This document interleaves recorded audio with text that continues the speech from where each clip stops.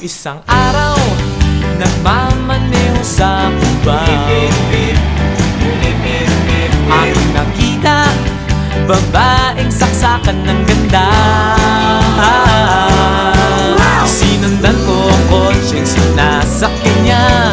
Hindi ko nakitang may dumarating pala. Hindi ko naiwasan, kami bigla nagkabanggaan. Nung magkamalay, ay nasa ospital na ako. Inasikaso ng doktor na pili ng nanay ko.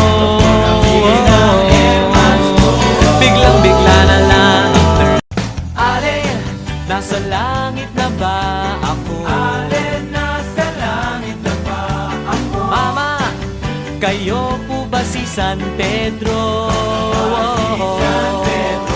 Okay lang sa akin kung ako'y demonyo.